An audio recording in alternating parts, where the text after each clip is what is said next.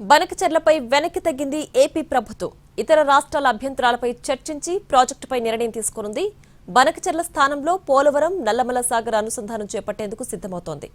ఈ ప్రాజెక్టును 2 దశల్లో చేయాలనే ఆలోచనలో ఉంది ఏపీ ప్రభుత్వం. అందుకు 50,000 కోట్లు అంచనాలు రెడీ చేసింది. ఇందులో భాగంగా ముందు పోలవరం కుడి కాలువ నుంచి ప్రకాశం బరాజు ఎగువన దామలూరును వరకు నీటిని తరలించనున్నారు. అలాగే హరిశ్చంద్రపురం దగ్గర సాగర్ కుడి కాలువలోకి నీరు తరలిస్తారు. దీనికి సంబంధించి పాత డిపిఆర్ టెండర్ రద్దు చేసిన ప్రభుత్వం త్వరలోనే కొత్త టెండర్లు పిలవనుంది.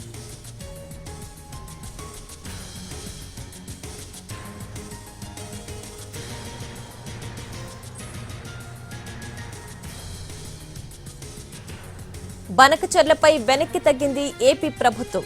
ఇతర రాష్ట్రాల అభ్యంతరాలపై చర్చించి ప్రాజెక్టుపై నిర్ణయం తీసుకునుంది. బనకచెర్ల స్థానంలో పోలవరం నల్లమల సాగర్ అనుసంధానం చేపట్టేందుకు సిద్ధమవుతోంది. ఈ ప్రాజెక్టును 2 దశల్లో అమలు చేయాలనే ఆలోచనలో ఉంది ఏపీ ప్రభుత్వం. అందుకు 50,000 కోట్ల అంచనాలను రెడీ చేసింది. ఇందులో భాగంగా ముందు పోలవరం కుడి కాలువ నుంచి ప్రకాశం బరాజు ఎగువన దామలూరును వరకు నీటిని తరలించనున్నారు. అలాగే హరిశ్చంద్రపురం దగ్గర సాగర్ కుడి కాలువలోకి నీరు తరలిస్తారు. దీనికి సంబంధించి పాత డిపిఆర్ టెండర్ రద్దు చేసిన ప్రభుత్వం త్వరలోనే కొత్త టెండర్లు పిలువనుంది.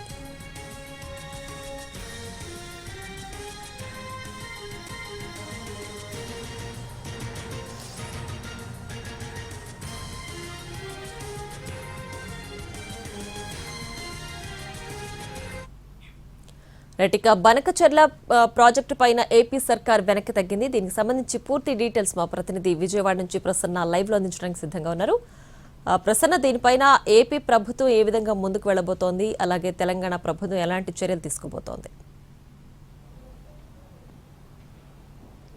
అంటే ప్రియ, ఓవరాల్ గా బనకచెర్ల ప్రాజెక్టుకి సంబంధించి ఆంధ్రప్రదేశ్ ప్రభుత్వం చాలా ప్రతిష్టాత్మకంగా తీసుకుంది. మొదట్లో అంటే పోలవరం గోదావరి ఉదయ జలాలు ఏదైతే ఉన్నాయో వాటిని రాయలసీమకు తరలించాలన్న ప్రధాన ఉద్దేశంతో బనకచెర్ల దగ్గర ఈ ప్రాజెక్ట్ నిర్మాణం చేయాలి. ఇది ఒక గేమ్ చేంజర్ ప్రాజెక్ట్ అవుతుందని సీఎం చంద్రబాబు కూడా చాలా సందర్భాల్లో పదే చెప్పారు. అయితే బనకచెర్ల ప్రాజెక్టుకు సంబంధించి తెలంగాణ ప్రభుత్వం కొన్ని అభ్యంతరాలు వ్యక్తం చేసింది. ఎందుకంటే అసలు గోదావరిలో వృధాగా పోతున్న నీటికి సంబంధించి లెక్కలు ఏమున్నాయి, ఎన్ని టీఎంసీలు పోతుందో ఏంటో అనేది ఒక బ్రహ్మ పదార్థంగా ఉంది.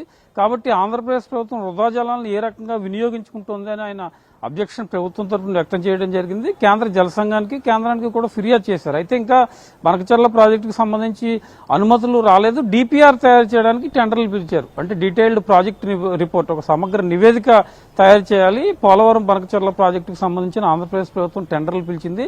ఆ టెండర్లు కూడా లాస్ట్ డేట్ ముగిశాయి. మరి ఎన్ని టెండర్లు వచ్చాయన్న దాని మీద స్పష్టత లేదు. కానీ టెండర్లని రద్దు చేసుకుంటూ నిర్ణయం తీసుకుంది ఆంధ్రప్రదేశ్ ప్రభుత్వం. ఎందుకంటే తెలంగాణ ప్రభుత్వం నుంచి వచ్చే అభ్యంతరాలను, ఇతర రాష్ట్రాల అభ్యంతరాలను దృష్టిలో పెట్టుకుని ఈ ప్రాజెక్టు డిజైన్ మార్చాలి. పోలవరం బనకచెర్ల ప్రాజెక్టుని పోలవరం నల్లమల సాగర్, అంటే ప్రకాశం జిల్లాలో వెలుగొండ ప్రాజెక్టు దగ్గరగా ఉన్న నల్లమల సాగర్కి పోలవరం నుంచి గోదావరి జలాలు వృధాగా ఏదైతే పోతున్నాయో నల్లమల సాగర్లో స్టోరేజ్ చేసి అవసరమైతే అక్కడి నుంచి బనకచెర్లకు తరలించేలాగా, అంటే అటు తెలంగాణకి అభ్యంతరం లేకుండా ఎన్ని నీళ్లు వినియోగించుకుంటున్నామో ఒక డీటెయిల్ గా లెక్క చెప్పి పోలవరం నల్లమల సాగర్ ప్రాజెక్ట్, అంటే పోలవరం బనకచెర్ల ప్లేస్ లో పోలవరం నల్లమల సాగర్ ఏర్పాటు చేయాలని ప్రభుత్వం నిర్ణయం తీసుకుంది. అందులో భాగంగానే కేంద్రానికి కూడా ఆల్రెడీ నివేదిక సమర్పించింది. ఎందుకంటే ఓల్డ్ టెండర్లు పనిచేయవు కాబట్టి, ఎందుకంటే అవి బనకచెర్లకు సంబంధించిన డిపిఆర్ టెండర్లు కాబట్టి వాటిని రద్దు చేసింది.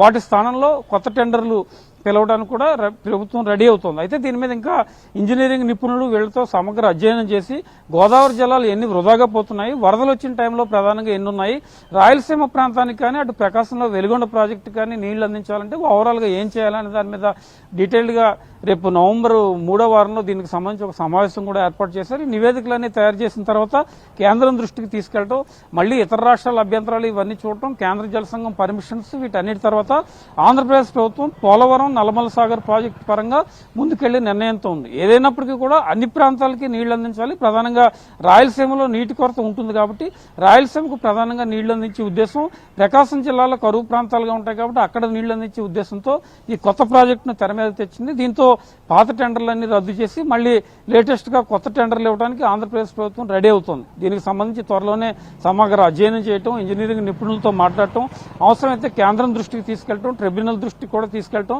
ఎలాంటి న్యాయపరమైన ఇబ్బందులు కానీ లేకపోతే కేంద్ర జల సంఘం నుంచి కానీ అపెక్స్ కమిటీ నుంచి కానీ ఎలాంటి ఇబ్బందులు లేకుండా ముందుకెళ్లే ఆలోచనలోనే ఏపీ ప్రభుత్వం ఉంది. ఎందుకంటే బనకచెర్ల మొదలుపెట్టిన దగ్గర నుంచి కూడా అనేక రకాలైన అభ్యంతరాలు ఉన్నాయి. తెలంగాణ ప్రభుత్వం అవకాశం దొరికినప్పుడల్లా అంటే నీటిపారుదలకు సంబంధించిన రివ్యూ చేసినప్పుడల్లా బనకచెర్ల ప్రాజెక్టుకు సంబంధించి విమర్శలు చేస్తోంది.